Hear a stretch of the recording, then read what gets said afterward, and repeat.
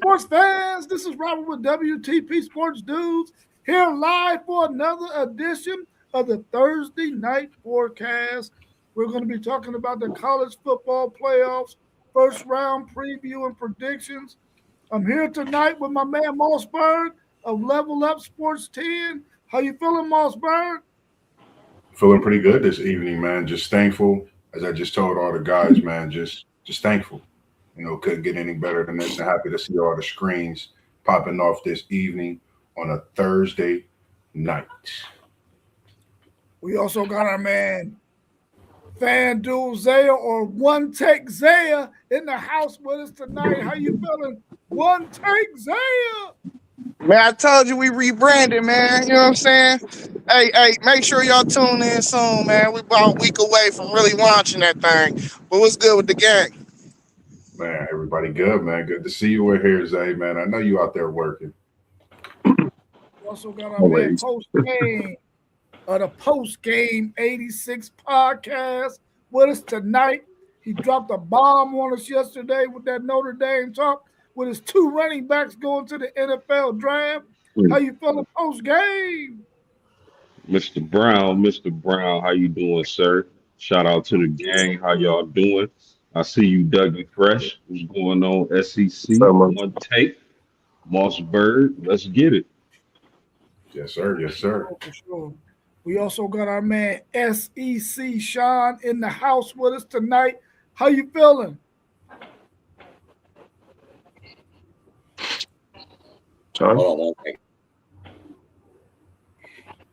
on. We see how you feeling. Right when you came to me, it hit me. We doing good. I'm gonna let everybody introduce real quick. I'm ready to roll. It's great to see everybody in here.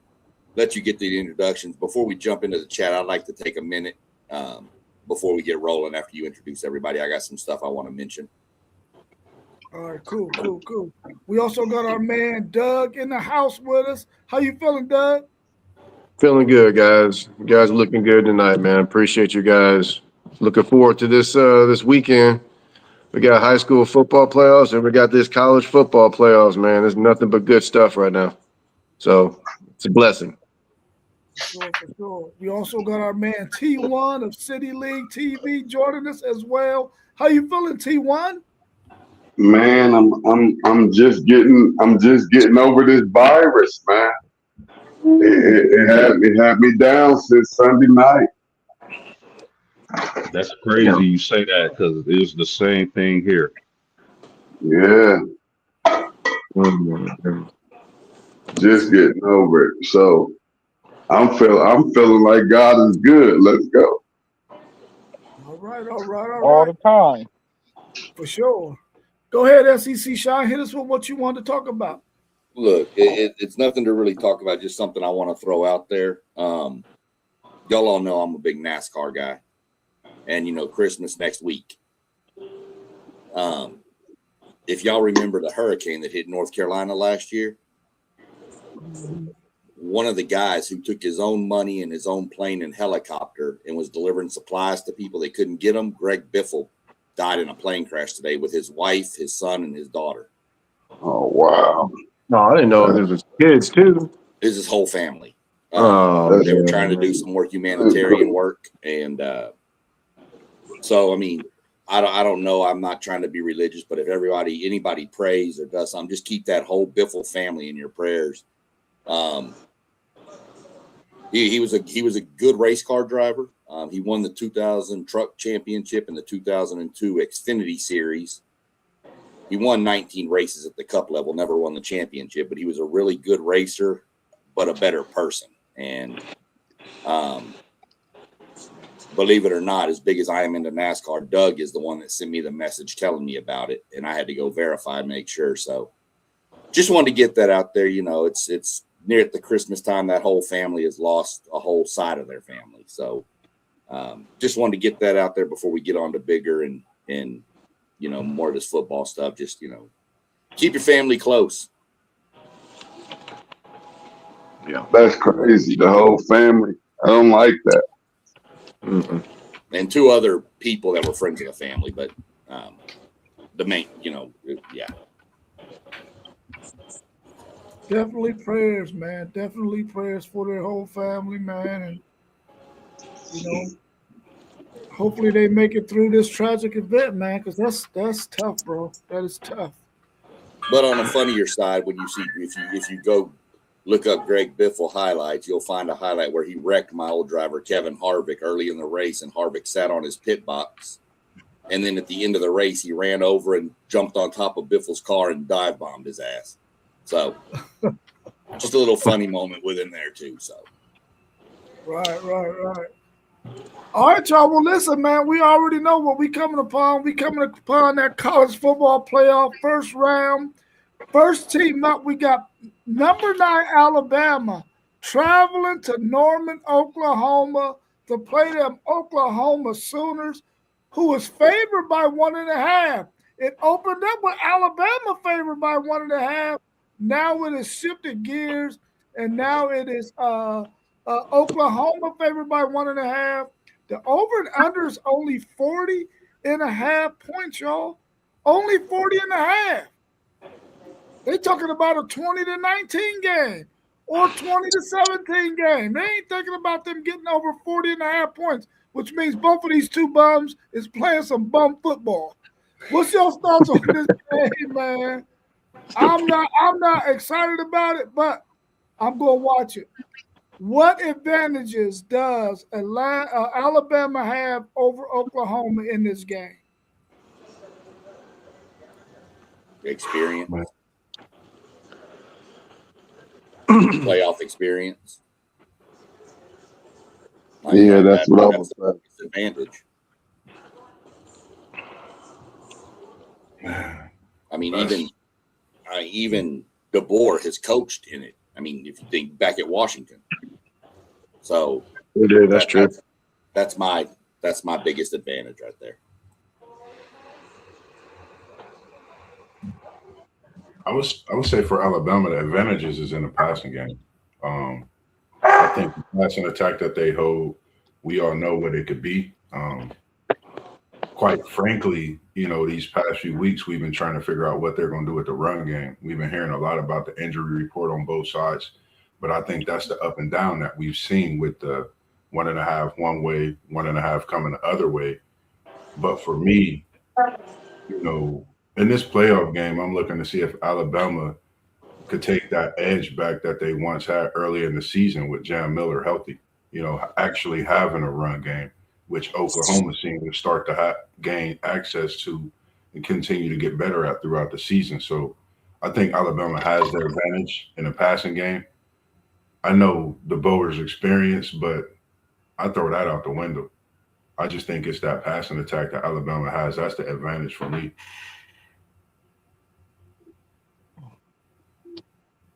I partially agree with Moss. I would say if you looked at anything in this game, you would have to say Alabama's receiver group and their quarterback. It would be the reason why they would win this game.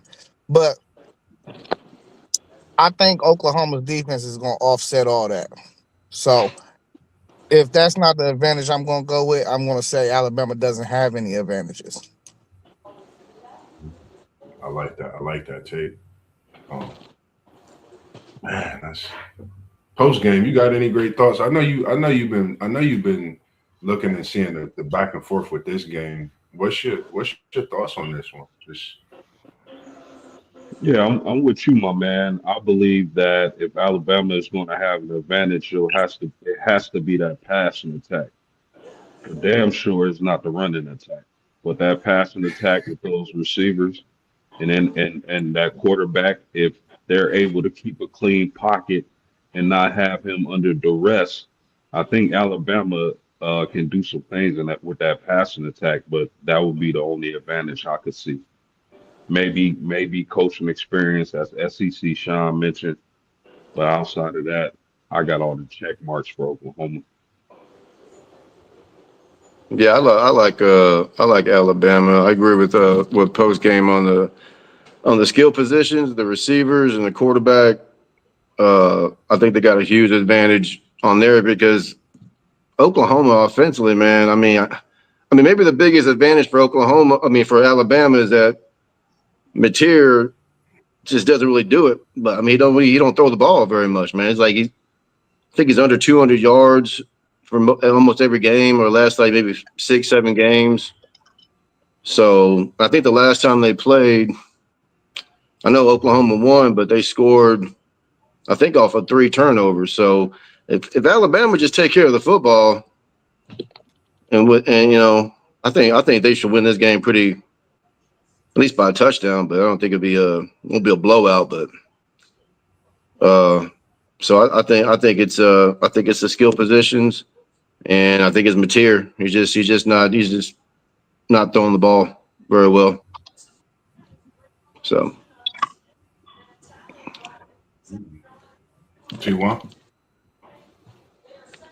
That's why I said earlier, like I agree with SEC Sean that Alabama playoff experience and that pedigree, they need to win this game. The head coach needs to win this game. Alabama needs to win this game as a university to reestablish themselves as still one of the top teams out here. Now, they could go and lose the second game, but they have to win this game. They cannot just be one and done.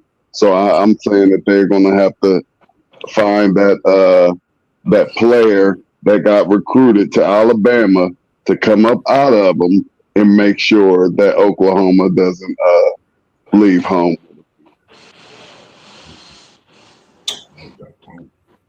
Yeah, one advantage I think that Alabama has is I think they got the perimeter guys to be able to throw some of the short stuff and force Oklahoma's defensive linemen, who are really what makes that defense go.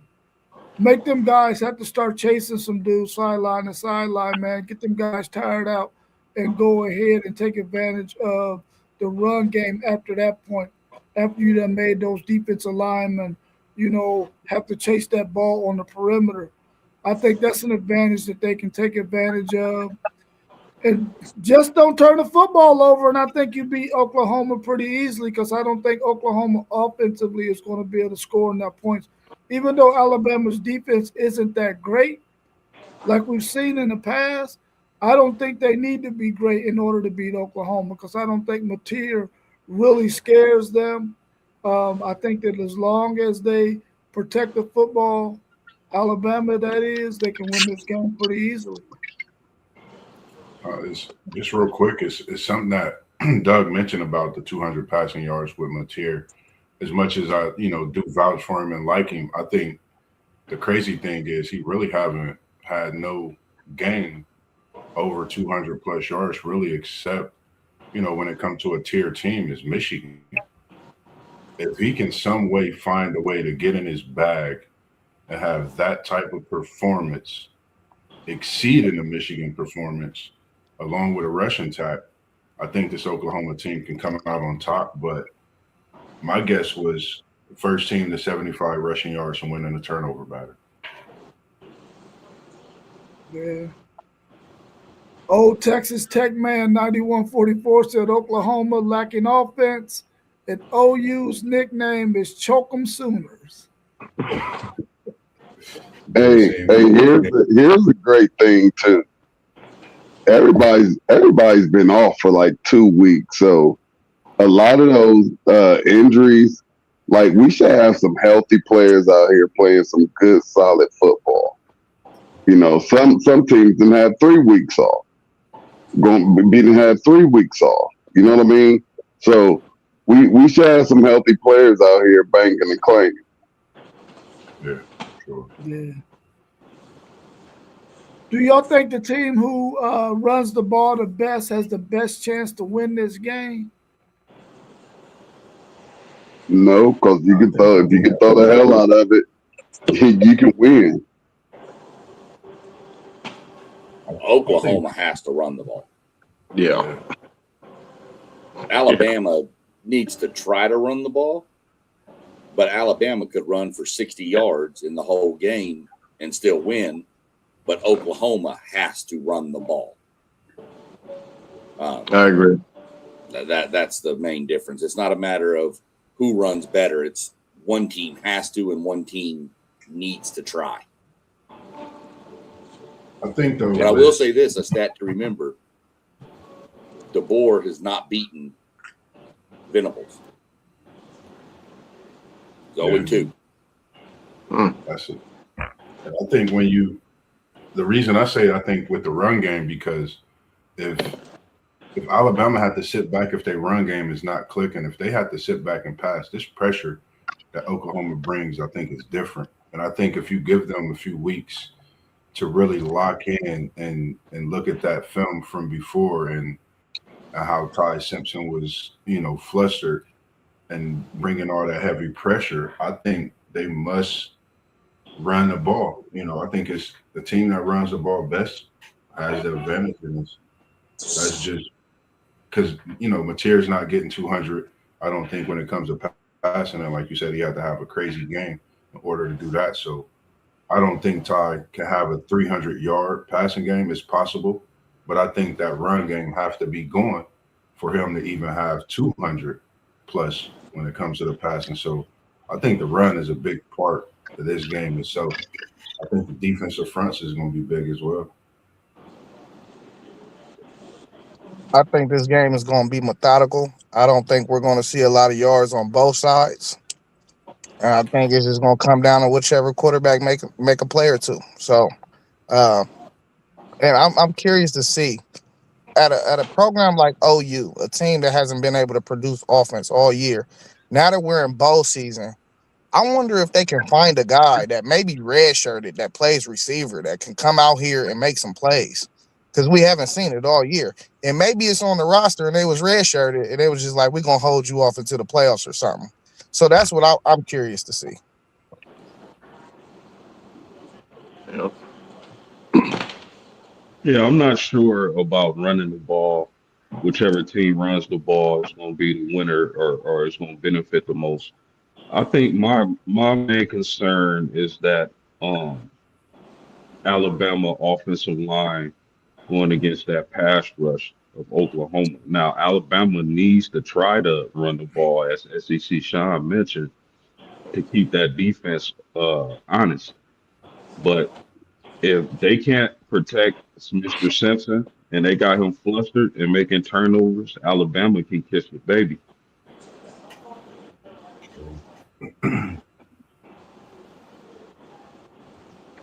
Yeah, I think the run game is going to be important in this game. Not as important for Alabama as it is for Oklahoma, because I think that Ty Simpson and the group of receivers he has can make some plays against Oklahoma. But I don't believe that Mateer's talent that he has around him can do the same thing that Alabama's talent around Ty Simpson can do. So I think it's very, very important for Oklahoma to be able to run this football. And if they can, they could definitely win this game if they can limit the possessions for Alabama. But I think they're going to have a hard time being able to do that for 60 minutes. And I think it's going to be a methodical game too as well, FanDuel saying.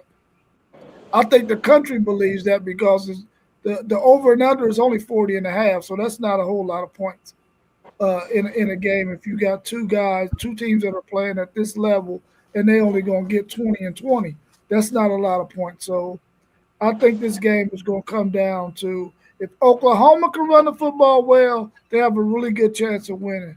But Alabama don't necessarily need to have to run the ball well in order to win. Quick question: Do you think Oklahoma can do similar things to what Georgia did to Alabama in the SEC championship? I think I'm trying. Absolutely. I think it's the fundamental fact that OU is playing at home too this time. They're gonna be running off of juice. I think the Crimson Tide in dangerous territory with this one.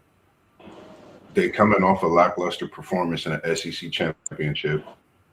They didn't throw for 250, and they still have no run game. So, man, this could be a game where Oklahoma and Mateer possibly go off. We just don't. like you say, Zay, they at home. That could be something to think about. You know, with Alabama's lackluster SEC performance in the championship.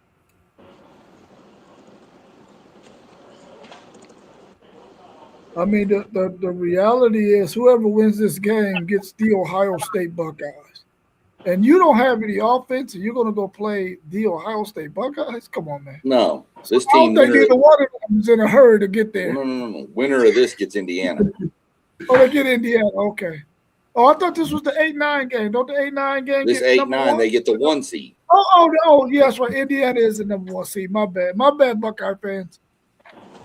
I got y'all, Buckeye fans. I'll correct the Longhorn. Don't worry, that's normal for Aggies to correct the Longhorns. Oh, good. Oh, I good. appreciate that. I still see Ohio State as the number 1 team in the country, I guess.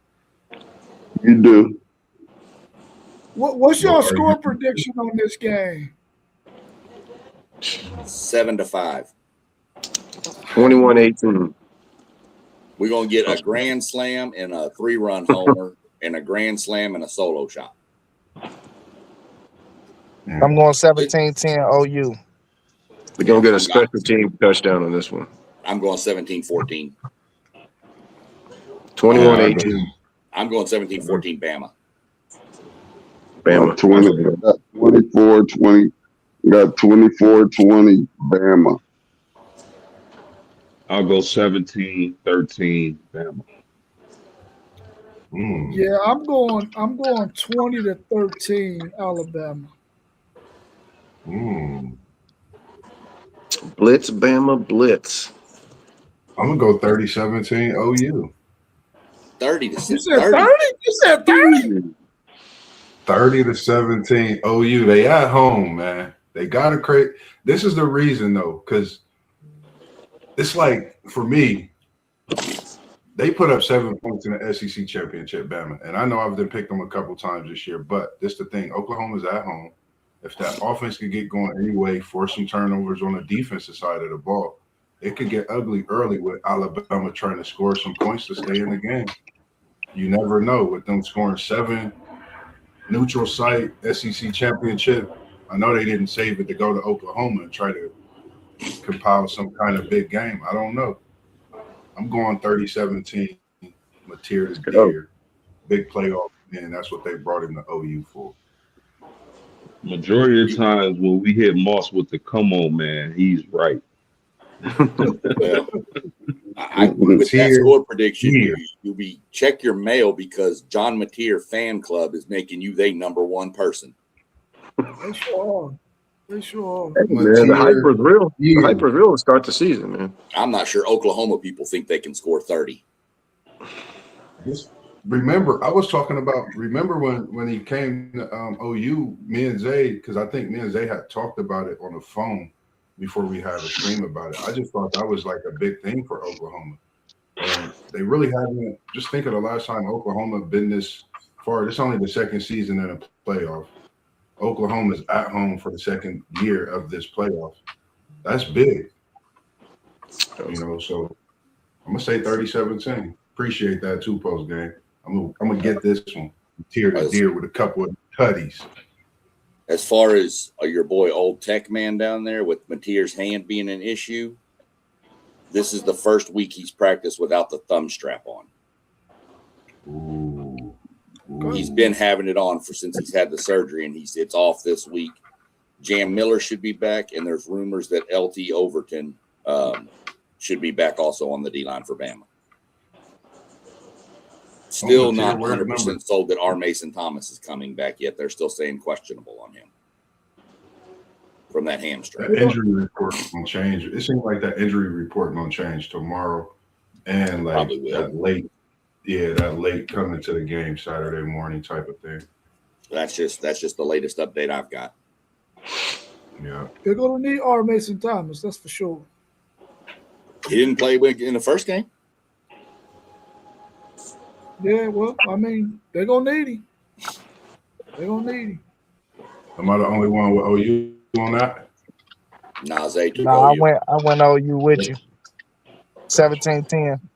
Yeah, he went like half your score. Old Texas Tech man, fan, he's saying 35-26. Shootout. Alabama.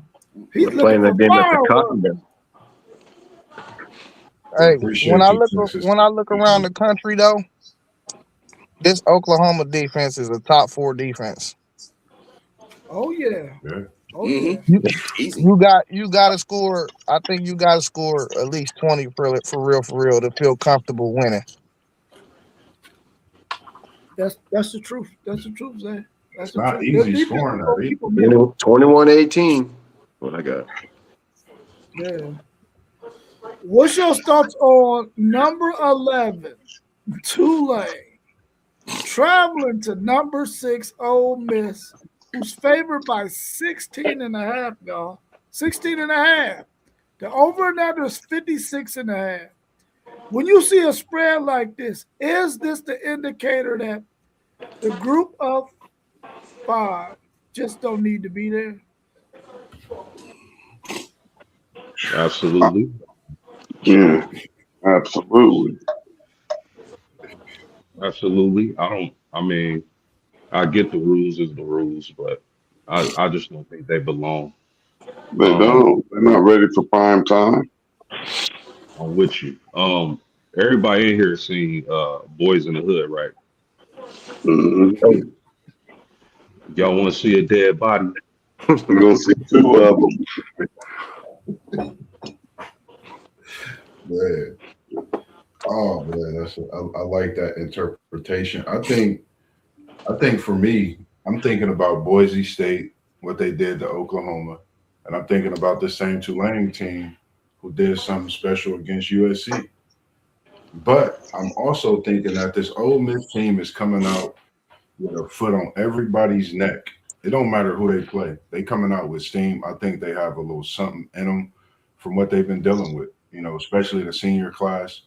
I think they come out, they stump a mud hole.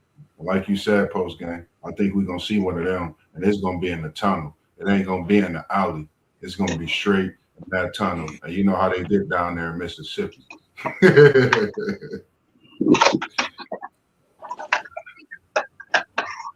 Listen, Go ahead. go ahead, Tom. No, you got it. You got it. Man, listen. I think this is the worst Power 4 school in the bracket. Ole Miss. I think Tulane got a good draw. I do not think this is the year though that we have a group of 5 team that deserves to be in the bracket. But I am one that is adamant that we need to leave them in the bracket. Um, I don't listen. I do think Ole Miss is going to be able to score the football. But I'm saying though, like we don't think Tulane gonna come out there and put up no points on them. Like who was Ole Miss defense? Who like what did we see out of their defense all year? And who did they play for us to think that Tulane ain't gonna be running off the juice that they in the playoffs and they're gonna come out there and play hard as hell? So I mean I got Ole Miss winning by a comfortable margin. I got them covering that spread, but I do think it's gonna be interesting in the first half. It's going to be somewhere 42-24 in my opinion. And I think that score is going to get a little looser though going into that fourth quarter. I think it's going to be a scratch and claw game up until that point. You got a rematch here of a game that was a 35-point victory for Ole Miss earlier. Lane Kiffin ain't there. Golding's there, whatever. We'll see how this offense works and how everything works without Lane Kiffin there. You got a team in Tulane that's got nothing to lose. Their coach is leaving. Mm-hmm. I mean, what you take that offensive playbook and you open it, and every page is available. There ain't nothing off limits in this game. Reverse passes, double passes, flea flickers. Throw it behind your back, over your head. I don't care what you do. Everything is open to this Tulane team to do whatever they want. If they get blown out, people are going to say they should have been blown out anyway. I think Tulane covers the spread. Yeah, I think Tulane covers it. I think the thing is this for me. Mississippi gotta stand on business. They can't take Tulane lightly. They can't play around with their food. They can't overlook Tulane. They got to stand on business. And if they come into that game with that mindset, I don't see it being close. But if they come into that game overlooking Tulane, Tulane can make this a ball game.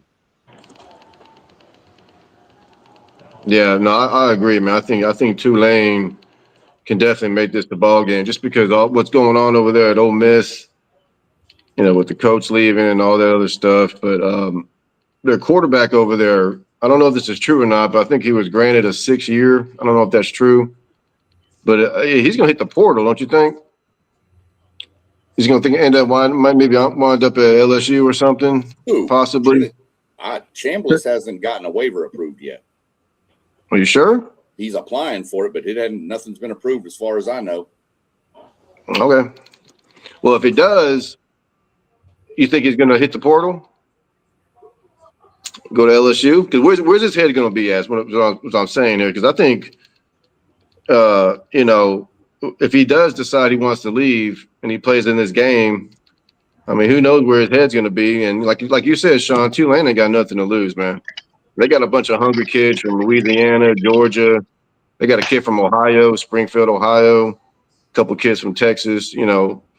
So I give Tulane a fighting chance to at least cover the spread. I don't think they're going to win, but I think second time around playing Ole Miss, I think they might be able to at least keep it close the first half and hopefully at least cover the spread. That's what I'm thinking. He's applied for the waiver, but it hasn't been granted yet. Hasn't been granted yet? Okay.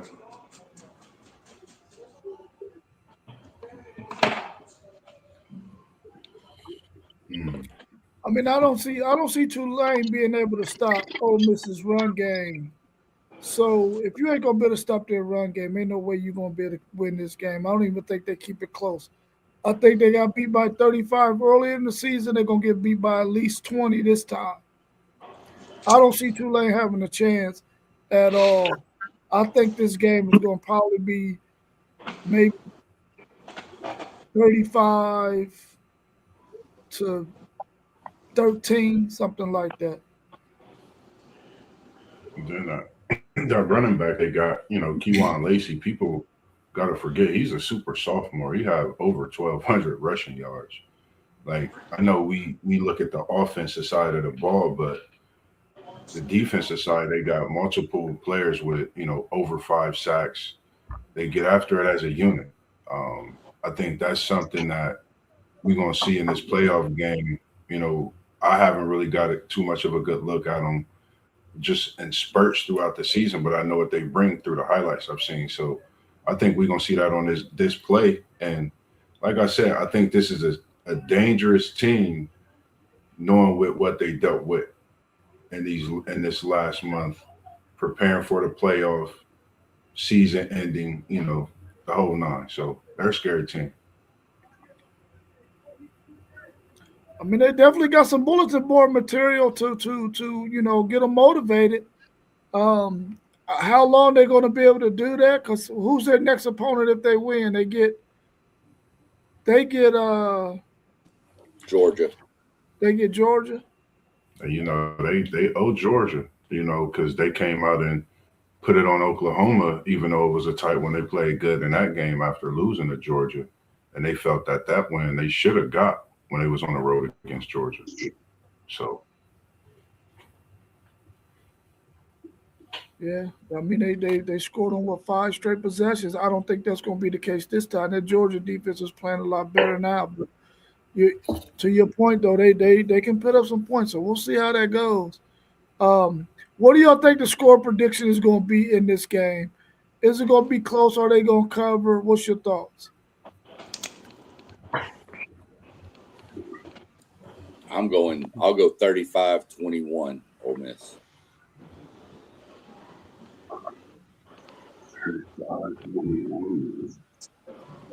Yeah, I like the rushing attack from Mississippi with Chambliss and that running back. So I'll take it 34-10. 34-10 Mississippi. Going 42-28 Ole Miss. I ain't had that much, but give me 42-17. Damn, that's over too. Huh? Shit, give me the 42. Same thing. Just give me the 40s to the 17, 18, 20. I don't know. I think Ole Miss gonna come out and put a pounding on, cover the spread.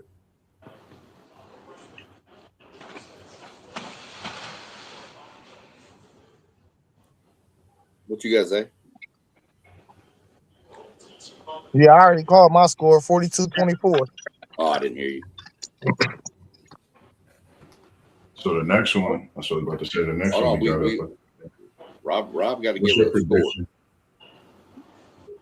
Rob, what's your So I score? said You 30. asked for I score said predictions. 35. I said 35-13. Oh, I didn't hear that either. Man, okay, sorry. I'm too busy. I guess I need to pay more attention. I'm over here watching high school ball right now. So. Nah, you good, man. You Win. gonna give us an update on that too? That's that Texas high Duke- school That's the Duke- football. game winning, right right? here, bro. This is Newton and Wall, brother. This is a game. It's 8-7 right now. Both teams just drove down the field on their first possessions. Ooh. Wall came out throwing a back a double pass. Yeah, the one that SEC went for 2 Sean. is going. The one that went for 2 is going to win because they playing aggressive. I like that. Newton always play aggressive. This deep Yeah. East Texas boys. Them boys. Them East Man. Texas boys, right? I'm telling you, flip this on, you're gonna see some speed. This is crazy speed. One of the Small teams earlier, field, just real quick, one of the teams earlier had a freshman who in 8th grade was clocked at a 10,900. That boy got. I said, okay. Yeah, I think the that's spread went up to 17.5 too on that game. Just checking it out, it went up a point to 17.5. Damn. Over and under stayed the same, but it just went 17.5. Hey, SEC Sean. What up? Did you see that Ohio State offered that running back today? Which one? From That Oh, the one from we DeSoto? were talking about the other day that broke that 100-yard, that 99 yarders. Yeah, the DeSoto kid. Yeah, Yeah. from DeSoto. Yeah. Yeah, he gonna have offers from everybody. Yeah, we jumped on it. He's the second best running back in the state next Yeah, year. he ain't even the best junior running back in the state. Nope. Yeah. So But he's good. to have Ohio State jump on you, that's good. That's how we steal them boys up out of Texas. That's it. And that 99-yard touchdown, that game was already over, by the way. But I think hey, South Lake put their 99 seniors in yards. for the last play, but Yeah. but 1,500 yards in the playoffs, that's ridiculous. Yep. ridiculous. Yeah. So All right, y'all. What y'all think about number 12, James Madison, traveling to number 5, Oregon, who's favored by 21.5? Another lopsided looking stat line. The over and under is 47.5. What can James Madison do in this game to make it interesting? How do you feel about it? Run the ball and punt. Run the ball and punt with 2 seconds left on the clock. I mean, there's a few things they could do to make it interesting. They could get their cheerleaders and have them play naked. I'd watch that. Other than that, I'd fake a tire injury on the bus or something, and we can't make it to the game. Sorry. They have a really, really good defensive end. I checked them out. The guy's pretty good. I forget his name, but if he can cause some havoc, he can make them not cover the spread. But I'm picking Oregon big. I feel more confident in this game being a slaughter more so than the other one. I can't say it enough. I think the world of Dante Moore. I think that receiving core is getting healthy from what I've heard. I think Oregon could be a sleeper team in this here players ball. And SEC Sean, man, you crazy. He's who wild, Yeah, man. I think Oregon gonna pop. Everyone in here, everyone in here is a liar. If it comes up and they say James Madison's cheerleaders are playing naked, you all a liar if you ain't turning to that damn game. Every one of you strike down right now. Touche, man. Touche. The crazy, I think the best thing for this game, for James Madison, just pack your bags, enjoy the trip, but don't, come like it's not business. Come, put your hard hat on. Let Oregon know that you're there. They're going to see you. But I just think Oregon is just a different team. Out of all the matchups, even though they're a 12 seed, I think Oregon, like post-game said, is scared. They're a threat, I think, to anybody they play in this playoff. I think they could possibly be the team to come out that higher portion of the bracket as well, along with Texas Tech, being a battle. But I think this Oregon team is scary.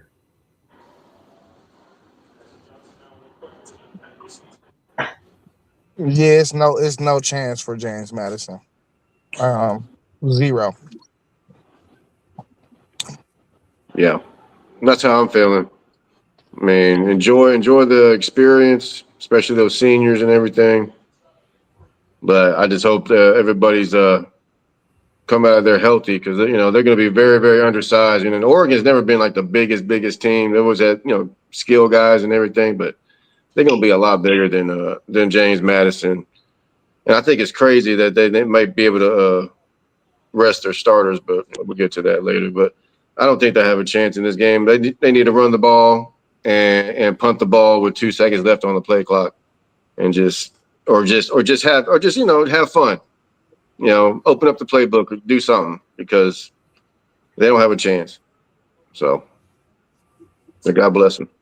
They got a pretty good running back at James Madison, though. Seriously. Yeah, no, they do. They do. They have some players. They're not that bad. No. But they're not. They're just a power. They're a group of five. So you got the portal's still open. So I think another thing, and when you got games like this, you can see players possibly put on a show and get themselves a little NIL package or a position on another team, a bigger school. So those are things to look at as well in some of these games when you overmatch. Hey, and that's what that defensive end gonna do. He gonna try to eat. He got a big audition. Yeah. Do y'all think Oregon will go and sit there too deep? If so, when do you think they're gonna sit those guys in this game? End of the third. Second half, yeah. I think into the third because, you got to realize they've been off for a while. So they got to get back some game rep. And, practice rep ain't no near as like game rep. So they got to get some game rep. And then even if they win, after they win, they got another like 10 days off before the next game? Yeah. I think it'd be somewhere. My bad, Mark. Yeah. It'd be somewhere around it. I was just gonna say it'd be somewhere around the mid to late third quarter. Yeah, as soon as they hit 42 points, which I think is going to be at the beginning of the third quarter somewhere. It's time to So you're saying one possession, 2 possessions in the third quarter. Go ahead and get everybody up out of there, or start taking them out. Yeah, about 9-10 minute mark. It's going to be 42-0. I think the game going to end 49-6. Damn. Oregon might put up 60. I think they could if they wanted to. They might, because if anybody paid attention last year, you don't play around. You go out there and try to kick ass off the rip. That's it. It's like you got to go for the throat. Yeah. Tulane is a whole different speed and they got a whole different size of a team too. Their team is not small. James Madison is small. I think Oregon run Oklahoma State off the field, and that wasn't a small football team either. That was actually a group of 4, Power 4 size school. So I can't see it. Yep, great point. Do y'all think they're gonna cover the spread, Oregon, at the 21.5? They can play all their kids and they're gonna score. They're gonna Easy. cover that. Yeah, I think they're gonna double up. Yeah. Yep, Easy. cover that. They said easy. Easy money. Yeah, these Oregon and Mississippi. The one thing I'm anxious to see in these matchups is the mindset of the favored teams in these matchups. That's going to tell me a lot. Yeah. Yeah. If Ole Miss come out Well, and powder blues, watch out. I think Oregon is gonna come out focused, man. I think Dan Lanning's one of those coaches that this may be the hardest week of practice. You know what I mean? He's not gonna let them get unfocused and have this anything close happen. He wants to play a lot of kids, I think, in this game because you get a chance to actually rest your starters, which I think is just crazy to me in a playoff game that one team might actually have a chance to play their 2s and 3s while these other teams have to go bang heads for 4 quarters. Man, that's just weird to me. But it is what it is, man. So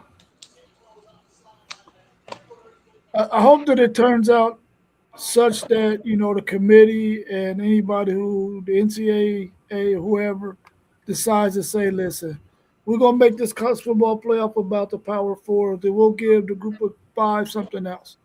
They don't need to be here, in my opinion. I mean, if they do the 24 teams, yeah, they that's what more I'm saying. welcome. Do a Well, I mean, 2014 and make them schedule up, man. They can still get in.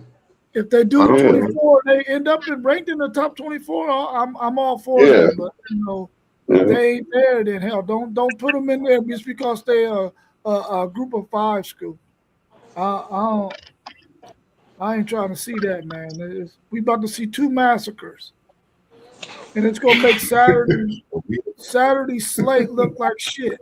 Those games aren't even on. Man, listen, them games are on True Hey, TV and TBS or something like that. Come on, man. hey, Sean, tell them get them on Victory Plus, Sean. They can watch some Duncanville and North Shore or something like that.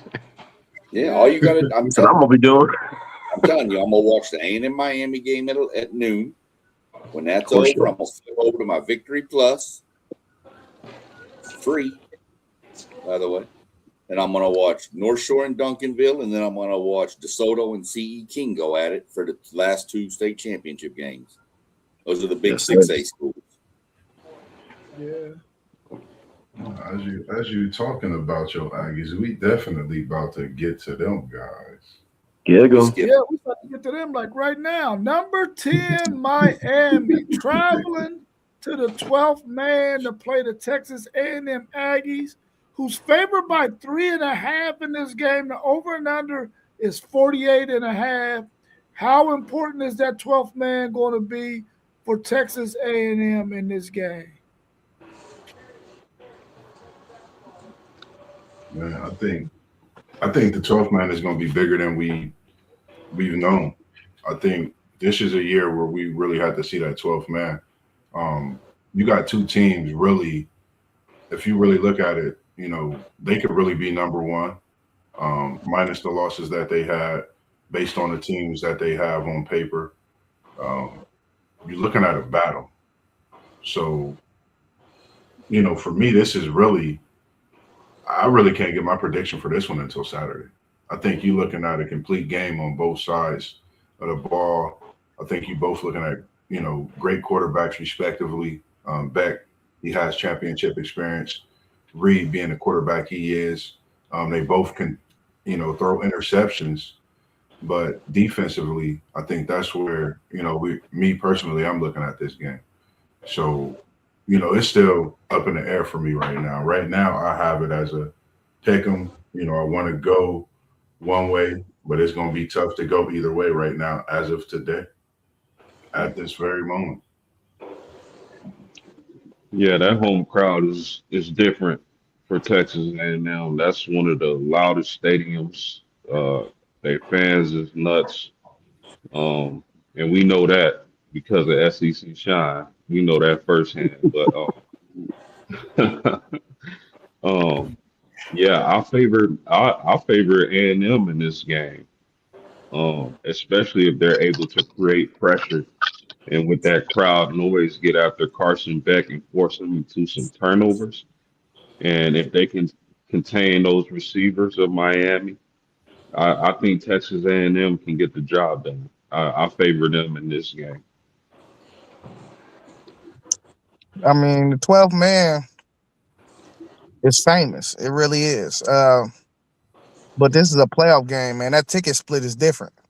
So, this game being at noon, not under the lights, I think Yeah. the 12th man would be less of a effect than it typically would on any given Saturday, knowing what the ticket split is. So, I mean, they gonna need all their fans for sure. But I mean, we gonna get into more. I got more words for this game, but I don't want to skip past the rest of the questions. So I'll let everybody else answer first. Yeah, home game for A&M, playoff game, it's going to be rocking. I think Miami's lucky this game isn't at night, to be honest with you, man. But I think even for the 11 a.m. Kickoff at Kyle Field, first playoff game, it's going to be electric for sure. So I give A&M the slight edge, but we'll talk about some of that in a little bit. But yeah, I'm definitely thinking they're gonna need the 12th man. It's gonna be rocking. I don't think Miami's ever seen anything like this. So yeah, definitely the 12th man is gonna be in full effect. Yeah, they definitely got to be a big part of this game. They're going to force at least two false start penalties, three false start penalties in this game. In my opinion, I think that crowd is going to be up for it. And I mean, like they are every game. I think this is going to play a big part in this game, keeping the Texas A&M offense and defense hyped about this game. I think it's going to be very, very important. And I think they're going to do an excellent job out there. The 12th man, that is. I don't know about the Aggies football team, but the 12th man going to be awesome. I agree with everybody that home field advantage is going to be everything. But I don't have I have a close game. I have a close game, probably like 18-15 or something.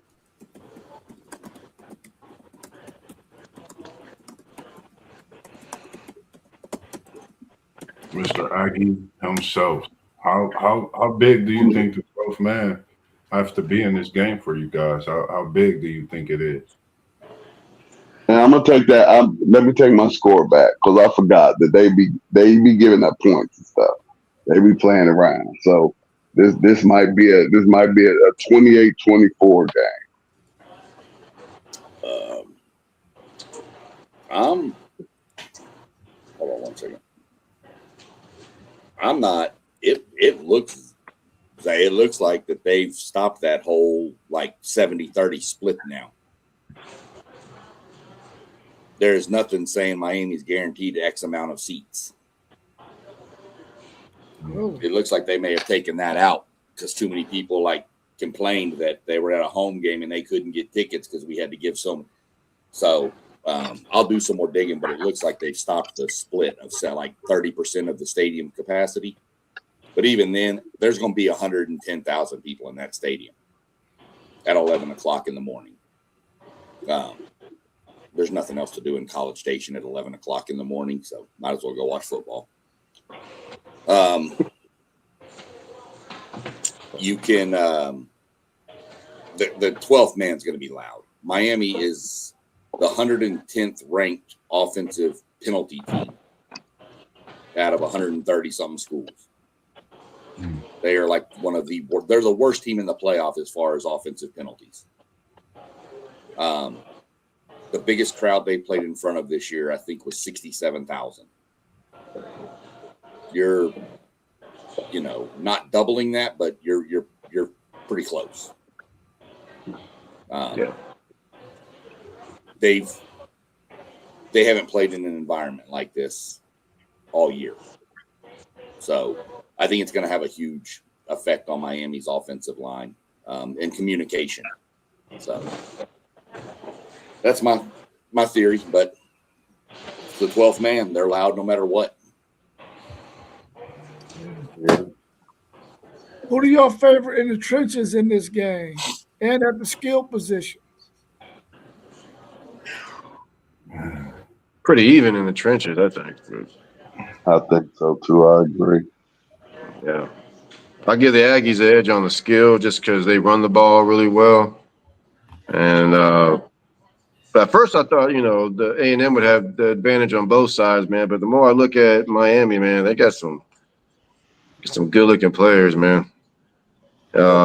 Offensive line and defensive line. So I think it's an even split on the trenches. And skill position, I'll definitely give it to the Aggies because they run the ball and they got some nice guys, that Concepcion and all that. That guy scares me. So yeah, that's how I'm looking at it. I Yeah, like the trench. No, go ahead, Post. You got it. my bad, Moss. I would say it's pretty even as far as the trenches goes. And at first look, I was giving A&M the advantage at the skill positions, but I actually think they're pretty even there too. Um, but to add to that, I'm gonna say what's going to separate either team is going to be quarterback play. Yes, sir. The trenches, I'm going Miami. I think Miami's trenches is better. Not significantly, but by a nice size amount. Um, I think Blaine and Bang are going to give Marcel Reed a hard time all game. Um, but skill wise, hands down, I'm going with Concepcion and Craver. Like that. That's just a tough duo. That's a tough out for any secondary. Um, but once again, I don't want to skip ahead, but that's where I go. Like Miami's defense is significantly better than Texas A&M in my opinion. So I think everything is going to balance itself out. Yeah, I agree with everybody, in so many ways, especially in the trenches. I think we're looking at probably one of the best battles when it comes to the trenches.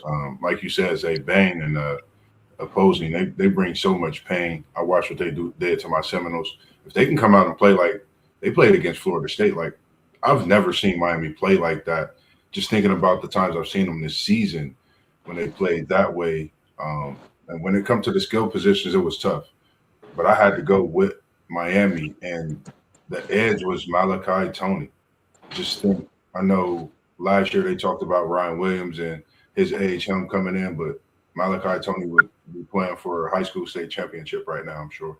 I mean, he reminds me of a Percy Harvin for Florida that they had years ago. So I think having him, having Golden, having that experienced quarterback with two championships we can't forget about, I think that's a big factor, having that in your backfield to your disposal. So I'm going with just the slightest advantage. Not that Concepcion and Craver does not bang out, and then you'll have Zach Moss back as well. I mean, have Moss back at the running position. So I think, man, this is definitely going to be pretty even. But I like Miami slightly with having Malachi Tony as that key factor.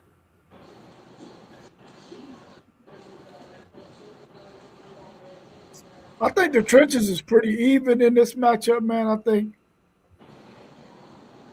Texas A&M offensive line against Miami's defensive line is going to be a good contest, and then vice versa. I think it's going to be a good matchup between the both of them. I think they both got two really big offensive lines, which is going to be going to make for a really good contest. The bookends, though, for Miami, those two guys, I think might be a little bit better than both of Texas A&M's bookends, but you got Mike Elko scheming up some of those blitzes, man. I think that could be the equalizer to those two edge rushers that they have for Miami. So I think it's going to be a push right there. The skill positions, that Craver and that Concepcion, man, especially Yeah. Concepcion in the return game might be where they might have an advantage, man. Because Concepcion, when he get that ball on those punts, man, if you don't get him right away, he can take that sucker to the house, man.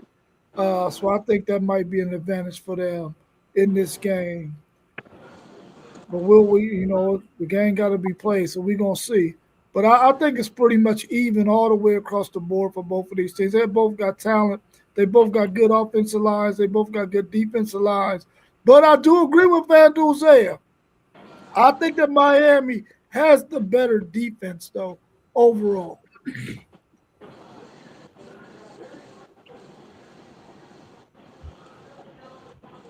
Did everybody get a chance to go on that question? Trenches, I think the trenches are pretty even. I think Miami's got a better D line due to the bookend, their defensive ends.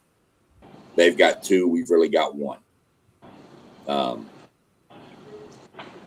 Skill position is A&M.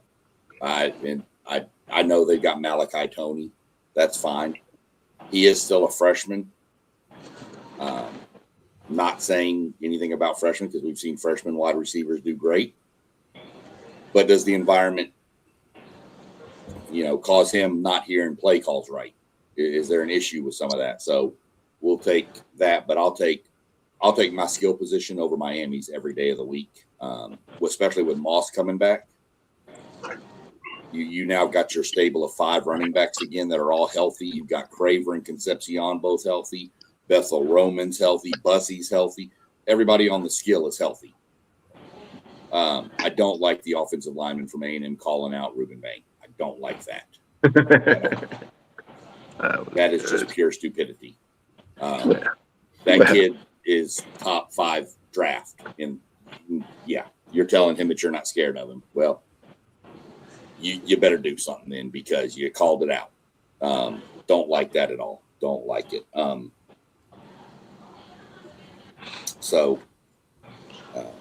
The edge in the trenches, Miami's defensive line. I think their defensive line's better than our defensive line, but I think our offensive line is better than their offensive line. So I'm calling it a push, and it's close. And then I'll take our skill positions. Because like Moss, you said, how are we going to nullify that pass rush? Run the ball. Screens to Craver and Concepcion. Quick hit slants that nullifies a pass rush. So don't forget your quarterback's legs also. But that's the other aspect. So but remember, pick Miami. I knew he was going to pick Miami. He ain't going to pick A&M ever. Remember the key thing you just said that they called out Bain. We know the type of athlete, the type of IQ that he has to know certain things, to go study film, and one thing we talk about is the break that they had. They had 2 weeks off. I think Miami is the type of school that they're playing Florida State's music at the loudest capacity and trying to figure out some way to be that 12th man even in practice. That's going to be something to prepare for. So just knowing some of those things, I think, it's going to be a game within a game as well. That's something to look at, Bang versus some of the check down calls when they get it out the Moss, and, just some of the small things, I think, play a big factor with that. Well, just remember, Moss, that last year, A&M wasn't even as good as they are this year. The quarterback from Missouri said, it's not that loud at Kyle Field. And then they got rocked 41-10. And then Nussmeier said the same thing coming into Kyle Field. And then Marcel Reed just ran all over him because LSU had about 8 false starts. So you can play your music as loud as you want. You can't emulate that 110,000. Right. Great point. That's true. What has to happen for Miami to win, and what has to happen for Texas A&M to win? And then we'll get to some of the questions that are in the chat from my man, Texas Tech man 9144. Yeah, for Miami to secure a victory, I think they have to limit turnovers, limit stupid plays, self-inflicting wounds. They have to play solid football. And on the road, that's going to be very difficult to do. But if they do that, they can secure a victory. For A&M, I think we talked about it, is nullifying that pass rush. SEC Shine touched on some ways they can do that. And confusing Beck to a degree, get him, uncomfortable in that pocket because we know he's a statue. If A&M is able to do that, the crowd can play a factor, then they'll win this game. Yeah, I I think. got the same keys for both teams. Mhm. Whoever turned the ball over is going to lose this game. Same keys for both teams. Yeah, I wholeheartedly agree. That's exactly what I had. Turnover battle. I think the turnover battle is key. Um, we know Beck could give it up. We know Marcel Reed could give it up. But the question is, who gives it up? Who makes those, plays for the opposing team to turn over the ball? And I think that's how you sum it up with this game. You're looking at probably the most even battle in this first round. And that 12th man, I think, give it, an edge towards Texas A&M because we know how it could be. But I think you're looking at top to bottom on paper, these two teams can compete in the national championship, of course. But I think the turnover battle, like you said, Zay, man, that's it. That's exactly where it's at. Yeah. No, I agree 100%. It's going to come down to quarterback play. And I think, honestly, when it comes to pressure, I think Marcel will probably make more plays at the end of the day. Uh, his stats may not be great, but at the end of the day, I think he'll make the plays with his feet and get around. The offensive line, I mean, I think they got like 6 or 7 returning starters, so hopefully they can run the ball, help them out a little bit. And I think they're going to try to run the ball a lot. And I think eventually, I think they're going to get to Carson Beck. They can get Carson Beck to turn the ball over, and Marcel Reed can make some plays with his legs. I think that's what they need to do to win. I think it's going to come down to quarterback play. So we'll see.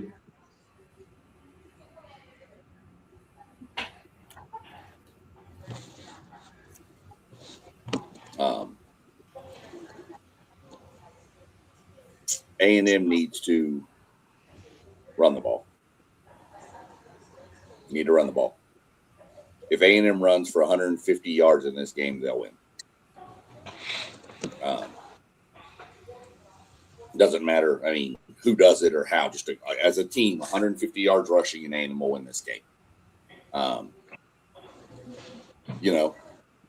Move Reed, move the pocket, get him outside. Roll him out, sprint him out. Use the tight ends. Just 7 yards to a tight end, 7 yards to a tight end, 7 yards to a tight end. That pass rush is going to back down a little bit. So, that's my keys. Miami has to play composed, and they have to avoid penalties that have cost them stuff. And I'm not going to get into the turnover thing. Everybody else has touched on that. We all know that that's a huge advantage there, but our huge turning point in the game. But Miami just has to play composed if they want to win, and not let the moment get too big.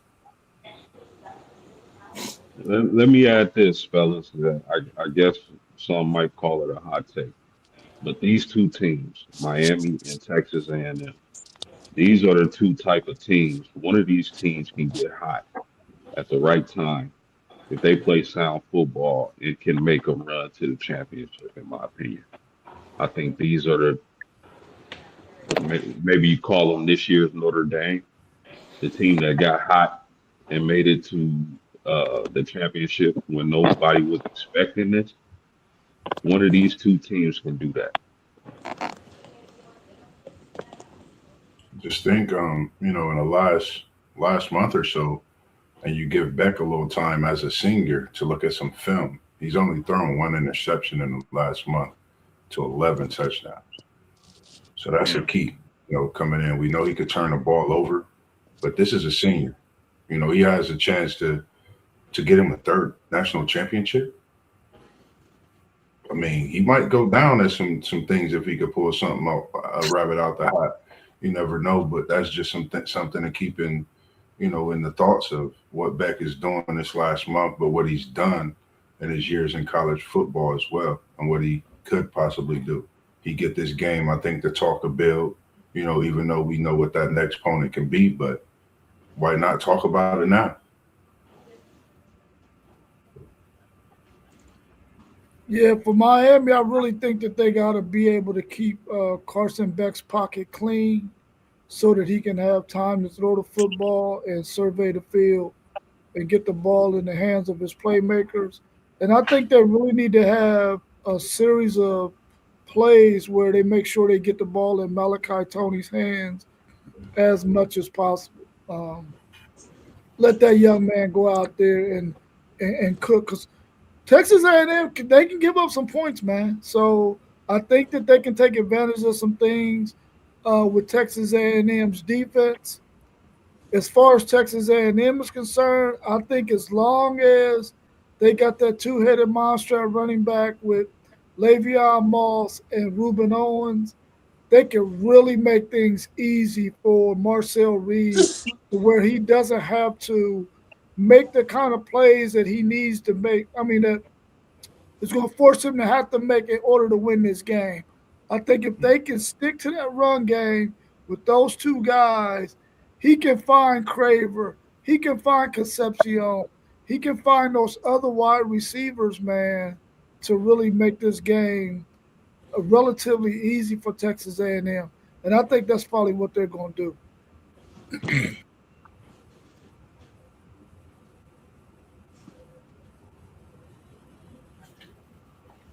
Anybody else got anything to add on that before we go to the score prediction and who we think going to win?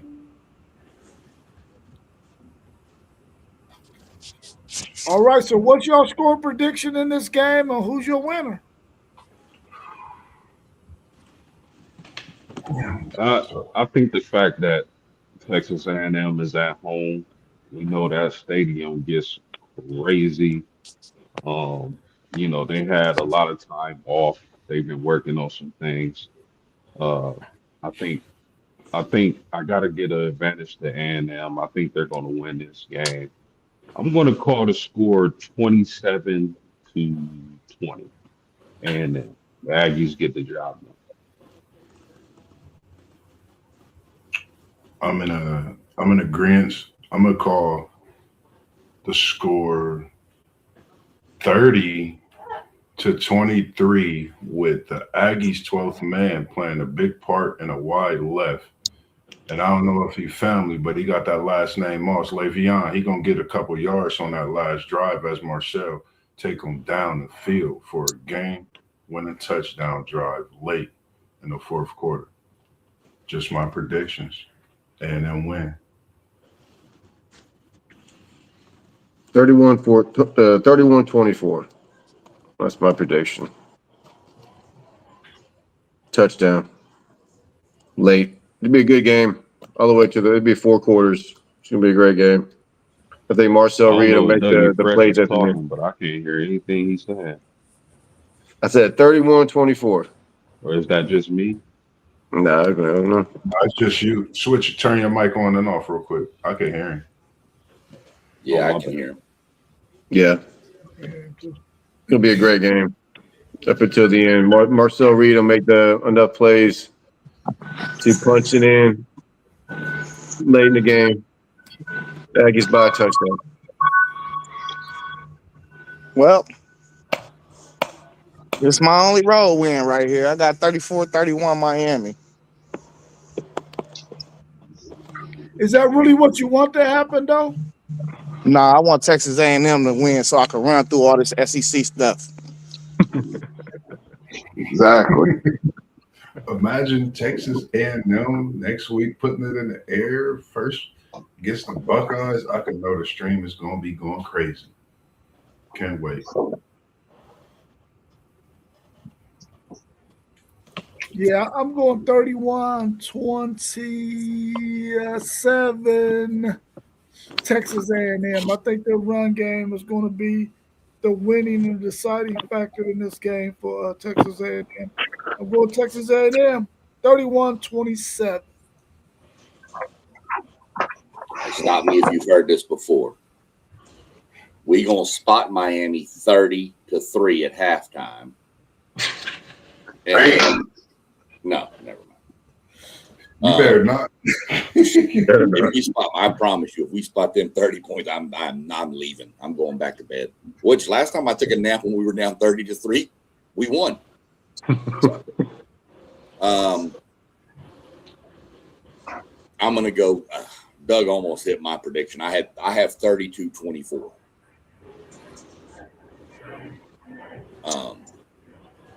That's what I've got going is 32-24. I think. I think it's a back and forth kind of game. I think maybe A&M gets the lead, gets a stop, and then is able to, as I like to call the 4-minute offense, just run the ball, first down, just chew the clock down, and walk off the field and get ready to head to the Cotton Bowl. Damn. Okay. Well, let's get in this chat a little bit, man, and see what old Texas Tech man 9144 got for us.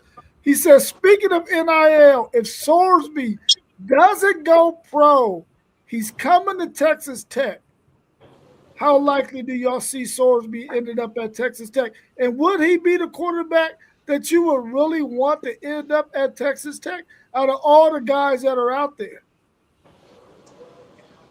Morton gonna be there. He ain't gonna start over Morton. Sorry. Morton's been in that system. Wait a minute, hold up. Morton still got some more eligibility? I think he's only a junior. Might be a sophomore. Are you sure? Let me look. You keep going. That dude is old, man. That's an old dude. I think he's got another year. They letting them play 6 years out here, man. It ain't fair. Man, I think Graham Morgan was there when Sam Ellinger was at Texas. Right? It ain't fair. I'm trying to tell you. Yeah, Diego Pavia, you got everybody thinking they're going to get 20 years in college. Yeah. Man. Whew. I don't know. That's tough. I think Sorsby, I can't remember. I had predicted some of the quarterback carousel in the group chat. I don't know. That's a good thought, knowing his leadership and the way they passing game is. They kind of sit in a spread type offense. And money talk. So that's something to think about as well. He's a senior, but I still think he's got a year left. I think he's got that super. I think he's one of the last, like the super seniors with that COVID year. They're talking about his backup is going to transfer out. He might be a super. Oh, well, he might be. I mean, he's taking the Pavia path. Good Lord, man. What is going on here? Wall is up 25-8. Wow. What? Say that again? What the hell are they running over there? They've had a pick six. They had a punt block for a touchdown against Newton. Them turnovers, man. Them turnovers, the game within the game that you can't coach. That just happened. Yeah, well, and Newton has about 85 penalties already, false starts. They can't line up right. Oh, my God. They're young. Newton is very young. So. Well, Wall's undefeated, right? Yeah. They're undefeated. Yeah. Well, since his girlfriend committed on the volleyball side, I think it's only right to go there, make that. His girlfriend did commit hey, listen, there. You heard what Shaw said about them cheerleaders going out there. Hey, listen, you gotta chase the tail, bro. You gotta chase the tail. I'm tuning in just for that, Sean, just in case James Madison cheerleaders. Well, I've looked it up too. Everybody is safe. I've looked it up. They do not have male cheerleaders. Well, the thing for unless me you is, like that, I'm not saying nothing against nobody. No discrimination.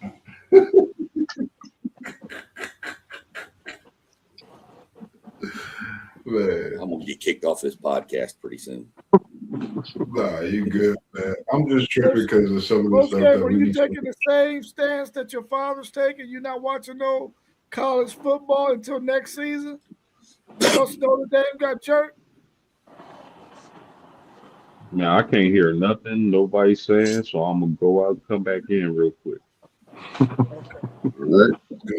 good to see you win as well, Papa Yeah, Whitmore, man. We appreciate you and even birthing your great son, Post, man, to bring him to what we do, man.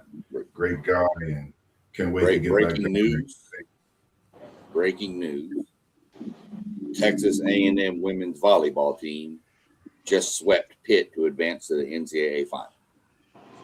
I was watching Nice. some of that earlier. That's nice. They're probably going to be an all SEC final, A&M and Kentucky. Hey, Rob. Will Muschamp is back, man. What are you shaking your head for, Rob? I was going to ask you that question about that later on in the show. They canned a what bunch was of you people. They canned Wait, hold the on. defensive I said coordinators. it's Hey, man. in Kentucky, and you're going to start shaking your head no. Wait. So Texas already lost? Yeah, they lost to Wisconsin. Oh, they lost to Wisconsin. Okay. Yeah, y'all got that. It's all right, man. Well, I mean, Hey, It's gonna be all right.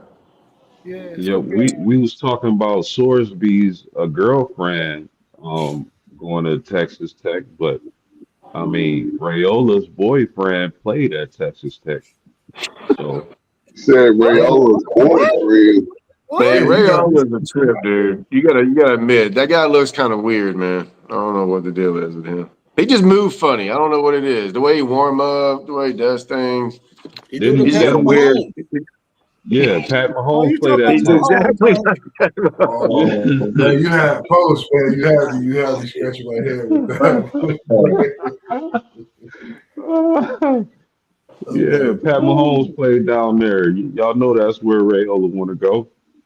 Yeah. Right? Old Texas Tech man, 91-44. Yeah, Let us know. Who you want, Sorsby or Rayola? not He Rayola. wants Thursby. He wants DJ Lagway. Sound like you want KV Bryant. Nah, he's Well, he mentioned him coming out of about high 4 school, times so he tonight ain't about how gonna they recruited him. Yeah.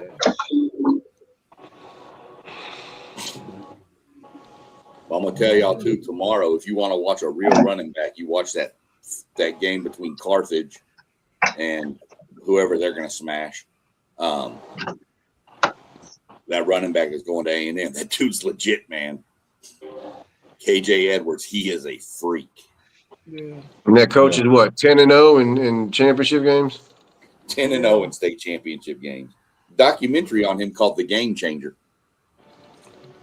That's unbelievable, man. 10-0. Yep. No. He's got, that's what I said on our podcast the other night. He got a ring for every finger and thumb. And if he wins this one, he going to have to get a toe ring. He ain't going to have no more for his hands. Maybe he get a belly button state championship ring. I don't know, or a nose ring. I don't know, but he going to do something. I guess if you win 11 of them, you can do whatever the hell you want. Yeah. Doug, I really liked PK, but I think it was time for Texas to move on from him because that bend don't break defense inside the 20s. He was just giving up way too much, man. They gave up way too many 3rd and longs in my opinion in some of them games. I think they had to part ways with him, but I think it was kind of mutual too because he wanted to get back to the West Coast. And I think with the job opening up at Oregon and at USC, maybe he's trying to see if he can get one of those 2 jobs. But I love Will Muschamp. I felt like Lincoln Riley should have called Will Muschamp a long time ago when he was available to fix that USC defense, and he never did.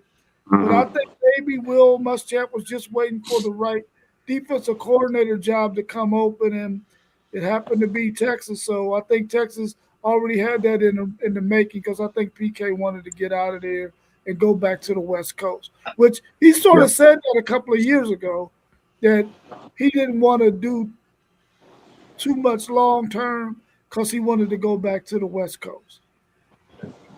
I haven't heard that name in a long time. What are y'all expecting them to bring to Texas? Some fire. Some fire, For yeah. sure. Willie Muschamp is Yeah, a they got no nonsense, very physical, got a lot of good blitz Blitz. schemes, Blitz. Yeah. and he gonna have them dudes ready to roll.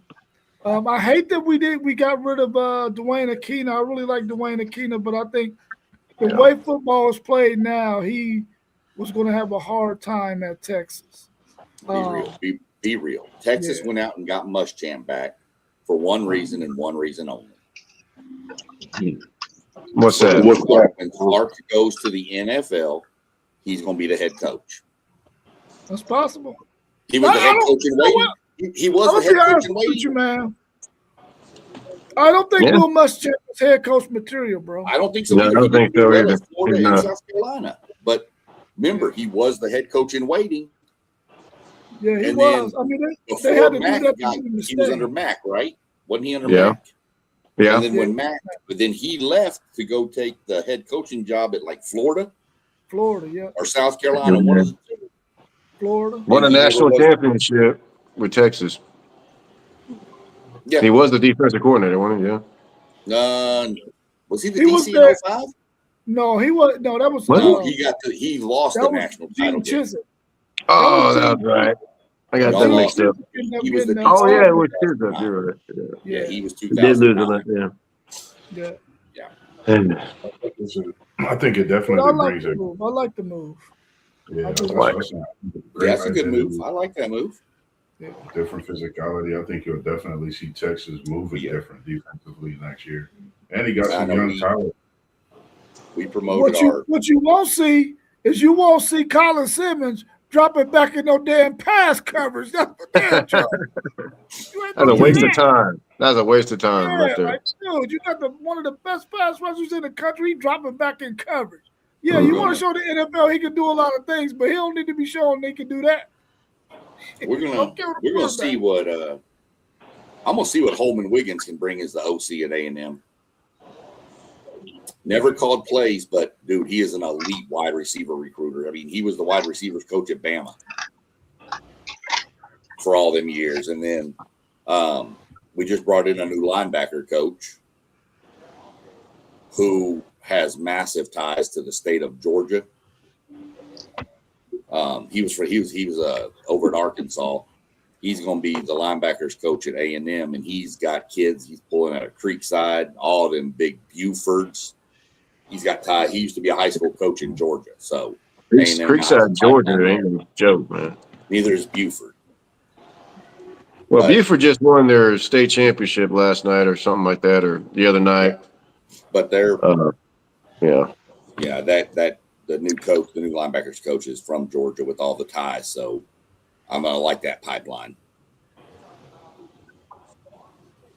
Yeah. Hey, we just interviewed Ryan. They just interviewed LSU offensive coordinator, who was also their wide receiver coach. I forget his name, but I don't think that will be a bad hire. Coming from the other wide receiver, right? Yeah, LSU definitely has some wide receivers too. Yeah, but that'd be a good hire there too. I'm curious though. I'm waiting. I'm waiting for this portal. I feel Ole Miss is going to be gutted. I mean, I think Ole Miss is going to look like SMU after the death penalty when they came back. It's going to be bad. Why you say that? Because I think the school going to throw them the money. Because it matters. You think they're going to go down? Okay. I think when their season's over, the running back coach from Ole Miss is going to go to LSU, and he's the one that recruited Lacey. Lacey's going to LSU. You can probably go ahead and book Chambliss if he gets an extra year of eligibility. Probably goes to LSU. I just think you're going to have a bunch of kids leave, and I think it's going to affect. I think it's going to affect Ole Miss for a couple of years. Did Ole Miss hire their coach already? Did they already hire a coach? Who, Ole Miss? Who? Yeah. They promoted their DC to the head Oh, coach. DC. Yeah, okay. That's yeah, why well, somebody asked me the other day which coach is under the most pressure in the playoffs, and I said Pete Golding from Ole Miss. Because if let's say Ole Miss does lose to Tulane, you know how much their fan base is going to be like, whoa, whoa, whoa! What did we make the wrong hire? So do you think they hired him just to retain some of those players? I think so, and I think he may retain some defensive player, but I don't think he's going to retain much on the offensive side. Yeah. And Old Tech, man, that's probably the one thing you've said so far tonight I agree with is Michigan's going to be gutted too. You know, a name in the speaking of the transfer portal, a name that I've seen in there is a receiver from Kansas State, Jace Brown. And I watched him this year. I think somebody that get him is going to be electrified in his talent. 6'1", 160. He brings a presence, and I think just a great receiver. Just thinking about the transfer portal and watching some of these players. So I'm definitely waiting to see what else comes out in that transfer portal myself. But just a name I keep sitting and oozing, looking at it every day, like wow, So Sorensby as well. The NIL is making way so far. We see. Here, the next question is either team going to have enough people to play in the bowl game with Michigan and Texas? Yeah. A lot of guys out in Texas, man. Texas will be fine, but you're right. Why is Ethan Burke not playing? Is he getting drafted or something, or is he just not? Okay, good. Get drafted. I think Ethan Burke has some nagging injuries too that he wants to sort of like get healed up before the combine. Got him, Anthony Hill, Taffy, Muhammad, and didn't one of your wide receivers go into the portal? Moore? He's going to the NFL. He's going to NFL. He said he's going to go to the NFL. Moore's going to NFL. It was either portal or NFL. I swore I saw one of the receivers from Texas, Moore or something, was going to the portal. He was either going to go in the portal or he was going to the NFL. He decided he was going to go to the NFL. Okay. Yeah, our receiver, Rogers hopped in the portal. Yeah. Oh, yeah. I think Zay mentioned he expected him to go into the portal. Yeah, so did. Yeah. It's probably going to be about another 8 to 10 guys from Texas that are going to probably jump in the portal once this bowl game is over with. Yeah, we had a long snapper go into the portal. Well. Hey, snapping the ball is very important on extra points. It is very important. It is. Very important. Tell me about it. Extra points, field goals, all that. I mean, that's probably the one position in college football where the guys should have unlimited eligibility. A long snapper. That's the best You position to can play stay forever if you want to. That's the best position to play in all of football. You don't get hit. Right. All you got to do is snap the ball. But you probably deal with more pressure than a little bit. Yeah. Yeah. But I will be a long snapper in the NFL for give me minimum salary. What about a long snapper for punts, man? You get the rundown on punt. Yeah. So That's good. Run down and fake an injury so I don't get run over. But yeah, take a hamstring pull. Crack back on one of them punt returns. Probably. Hey, I've been laid out before. Bam Morris laid me out. Oh, yeah? Yeah, we played against him in high school. He went to Cooper High School. I was from Commerce. I ran a slant, and he was there, and it didn't end well for me. I was a freshman. He was a senior. It didn't end well for me. Man. Yeah, slants back in those times was brutal. Oh, yeah. Go watch the A&M TCU game from back in the day where Quentin Coriat just flexed like this on the receiver from TCU, and when he hit him, it broke both of his jaws. Oh. And he didn't tackle him, he just flexed on him like that. That's all he did. Who did he play for? The Colts or something like that? He played for the Colts, I think. The Colts. Yeah. God, that guy was a monster. Yeah, I go watch the Ryan Clark footage, man, of when Ryan Clark used to play. Like, it's just crazy how he used to hit people, man. Like, every time I watch that video, I just watch it at least twice. Like, he was probably the DB that you would love to have, that you hated to play against, because you know he gonna put a licking anytime Mhm. you come to the field. This will date me. The DB you didn't want to run up against in my mind, two of them, Ronnie Lott and Bill Bates from the Cowboys. Bill Yeah, Bates those was some good ones. Bill Those Bates some was good ones. one of the better special teams guys too. That's where Mhm. that's where he started off at. Yep. Yeah, special I was a teams. Bubba McDowell guy, House of Pain, man. Used He to know also this. he's Yeah. also extremely famous for getting run over by Bo Jackson, or Herschel Walker. One of them as a freshman, just trucked Bill Bates when he was at Tennessee. Yeah. Hey, y'all can't mention hard hitting physical safeties without mentioning Psycho Bob Jack Sanders. Tatum. You Oh, said Bob Jack Sanders. Tatum. Yeah. Yeah. No, he said Jack Tatum. Yeah. Oh yeah. Mhm. Oh yeah, for sure, Jack Tatum. Yeah. That's who you got to. That's who you got to talk about. Somebody that smacking them heads off. It was, Yeah. what was the name of that show back in the day the NFL put out? It was like the NFL Crunch Course or something like that. Are jacked up. I played that for some kids one time, where the D lineman's coming through and the quarterback's there, and the D line just grabs him by the face mask and throws him to the ground. The quarterback was like, "You can't do that," and I was like, "Back then you could." You could back then. Yeah. Yeah, there is rumors that Underwood is going to hit the portal, but I mean we don't know yet. But there is rumors that he's going to hit the portal. Old Texas Tech man, 9144. Everybody believes he's going to hit the portal, and I think so too. Yeah. He already said where he going. They already said he going straight to LSU, where he was supposed to go from the giddy up. Do y'all think he fits the system for Lane Kiffin? Great question. It is a whole different coach now. But I think Lane Kiffin would love to have that young man. I know I would.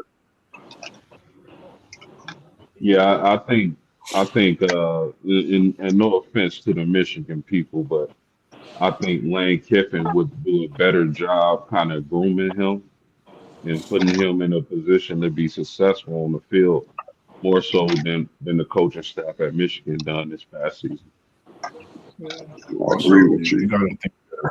got to think of the alumni. You know, you got Tyrann Mathieu already recruiting him. I think the support that he'll get when it comes to him getting better, I think, you know, he'll get all that and some. They would want to see him, you know, be a great quarterback, get to that next level, but most importantly, bring this LSU school, you know, a national championship. That's what they brought Kiffin there for. That's what the transfer, of course, would be for. That's why they put the money out there on the table for him to come in the first place, even though it went the opposite way. But now it's all coming forefront, you know. So, question is, you know, will you make that move? I would love to see it. Nothing against what they're doing at Michigan, but the type of quarterback he is, I would love to see him at LSU and defeating the odds of what people already see him as. I think he's a great quarterback. He just needs some work. And why not be with Kiffin and a program that down at LSU, you could just do what you do. Weather is yours. Bo Perbula entered the portal too. And I think that's going to be the pitch to Underwood. Come here, and do what Joe Burrows did. Come here and get developed and win the national championship. But I don't agree with y'all with Joey getting developed, but that's what we would tell this young man right here. Joey Burrow got developed great, I think, at LSU. Well, he said that it started at Ohio State. Man, listen, I Listen ain't here, if you sat for 3 years behind C.J. Stroud and Justin Fields, and you think that you didn't learn in that quarterback room, all of those quarterbacks went off to the NFL. He learned that. I mean, High draft pick. So If you want to believe that he was there for 3 years and wasn't prepared to go and run somebody's offense and didn't know how to read defensive coverages, y'all, something wrong with y'all. No, that's not what we're He's a saying. very intelligent quarterback. He's been ready to play since he was a freshman. He just couldn't break through. Ohio State is just that good that he didn't get put with a great coordinator at LSU. I think a year's difference showed me I think when he got with the offensive coordinator at LSU, we seen a different skill. I think everything that we seen, he was under great teachers at Ohio State as well. Yeah. I'm a big fan of Burrow, but I seen a total different Burrow once he got to LSU and played them years at LSU. You know, from me seeing him in the spring at Ohio State. I see the same Burrow right now in Cincinnati that I saw in Columbus. I saw him. Y'all didn't see. Y'all don't see our players like we see. I saw him. Spring game, and he didn't. He was able to play. He was able to play any year. He could have been a starter any year. Everything was always neck and neck. Had to just beat him out. This isn't about spring game that year. He got dogged. He didn't get no shot. This is my point is, if you go watch Burrow his first year at LSU, he was not good. No. But then the next year, he's in a whole completely different environment. It's a completely different offense, completely different receivers. Ain't nobody coming right in and like nothing up. You got to get adjusted, and you got to know the system and all of that stuff. You don't just come in and just have success like that. In 2019 was when he got teamed up with Joe Brady. That was who came in 2019. Joe Brady wasn't there in 2018. So he came in one season and broke all them damn records under Joe Brady in 1 year. Because that was my point too. I'm not saying he wasn't developed in Ohio State at all. All I'm saying is he wasn't that good in 2018. In 2019, when LSU brought in Joe Brady to be the passing game coordinator, of course, he had Chase and he had all them other. He was loaded. What you mean? Of course, who wouldn't have broke them records with their receivers? But you would have. But look, here's the thing, though. You have to be an accurate quarterback. Right. You can't be Underwood who just throwing heat. Right. Joey B went down there as an accurate throwing quarterback. He didn't go down there as somebody with accuracy problems. And he got these all world wide receivers to throw to, and the line is protecting him, and he ain't under no pressure. But that's what I'm saying. That's a straight key to success. But if you go back and watch 2018, what I'm saying is in 2018 he had the same weapons. He had the same receivers, but he couldn't do anything with it. Joe Brady came in to revamp the passing game, and all of a sudden those receivers became better. Burrow had another year of growth under him. Joe Brady's the offensive coordinator. What I'm saying is it took the right passing game coordinator to fix everything to make it all fall into place. Okay. What I'm trying to tell y'all is, and I'll just leave it at this, and we'll just call a spade a spade. Just as example given, I don't say that Ohio State can really take credit for Justin saying accuracy and the way he throws the ball. Now, this is the school that, the only school he's played for. He been doing this since high school. He can do this. He's getting good coaching and he's doing what he do. That's it. If he was to leave and go to Alabama and be down there doing whatever, it wouldn't be he got developed at Alabama. He was already good when he was here in Columbus, and that's all I'm just trying to explain to you. That's 100% right. That's every kid in the nation. If you go to one of these big power programs, some of these kids is bums. How many kids? What? Some of these kids are bums. The number 33 for Ohio State was a bum. Yeah. Yeah, he you're was. gonna have stuff, but Now, if he would have went down to LSU and did what Joe Burrow did, yep, I would have said, yep, see, somebody developed it. But he went out to Cal and couldn't even get a starting position. Yeah. You are who you are wherever you go. You ain't changing. He went A to lot of these players are the same players that they were as high school dominant seniors. Those are the ones who can translate over to this college game easy. So let me ask you this real quick: is Fernando Mendoza, was he developed at Cal? I really don't. I'm gonna say that he learned the tools that he needed to be this successful in Indiana at Cal, and he got put in a beautiful system. Yeah. Like a lot of times, you just have to fit the system. You could be a great quarterback, but be in a bad system. Right. I think he got put in a better position at Indiana. I don't know. He got put in the best position of his life. Right. So that's an understatement. I can't say he came into Cal with that same skill that he possessed now. This is 2 years at Indiana.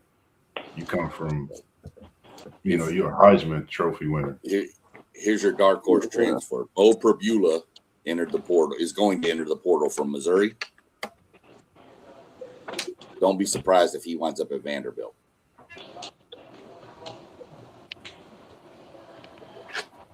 Yeah. I know they just got that 5-star Jared Curtis kid, but Prabula fits more of the Pavia skill set, and he builds a bridge to give that kid 1 year. Yeah. Oh man, I like that kid they got at Vanderbilt, man. That's the top overall prospect. Yeah, he looked good. Yeah, but you don't want to throw him into the fire right away. Freshmen starting in the SEC do not end well normally. Just look at it real quick though. BYU got the #1 basketball player, right?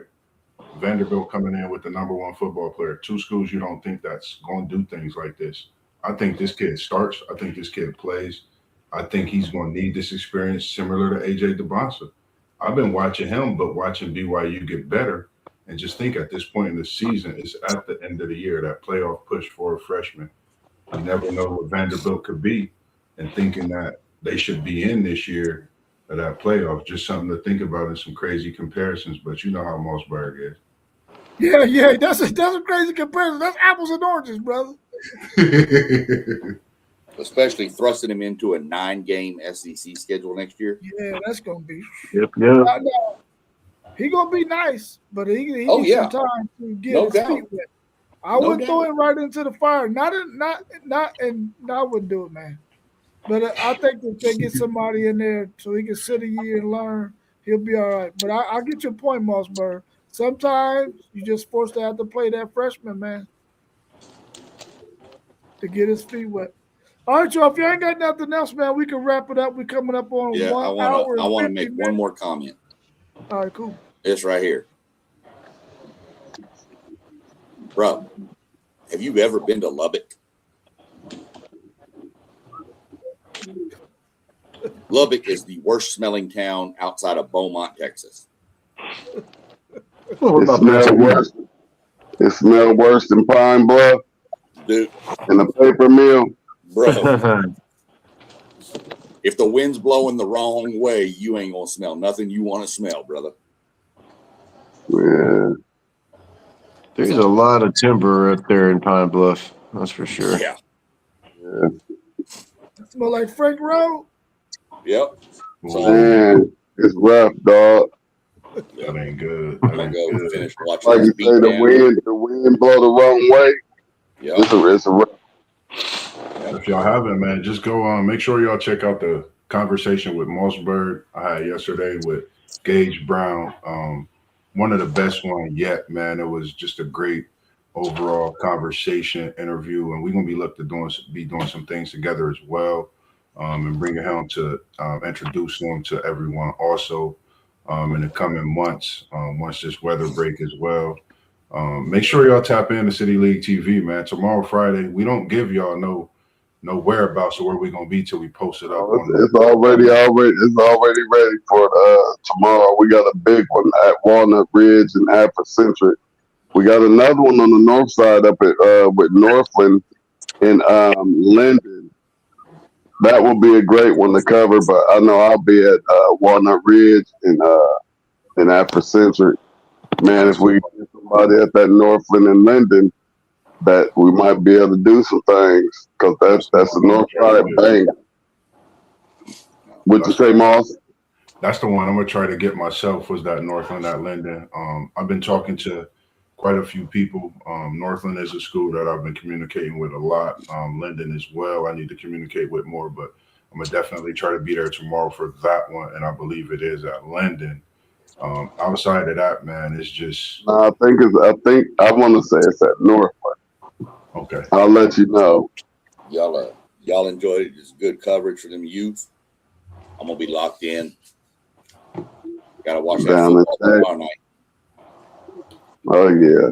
Got one of my good buddies I used to work with down in Texas. He's a ref now, and he's actually reffing the Frisco Lone Star game. The night game tomorrow night, so I'm gonna watch that. I ain't gonna jump on Saturday morning. I'm gonna be getting ready for the game. So yeah, I don't think I'm gonna be there Saturday either. I gotta work, man. But we're gonna work Saturday and Sunday. Not the Friday after Christmas, not the 26th, but the following Friday, the first part of what is that, the second or something of the New Year. Yeah. That first Friday in January, I'm gonna be running the next episode of our NASCAR series, and I'm gonna start breaking down more of the app on that podcast.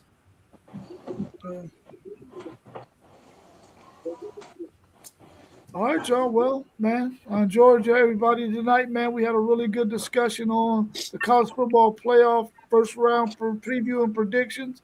Y'all have a good rest of y'all's evening, man, and hopefully we'll see everybody again on Saturday morning, those that can make it, and then again on Sunday morning, and we'll be back on Tuesday and Thursday as normal, and we'll sprinkle in something on Monday and Wednesday, depending on what's going on in the sports world. So everybody out there, enjoy yourself, and we out. Yep. Peace. Oh no, we was in the building. Remember Lubbock stinks. Yeah.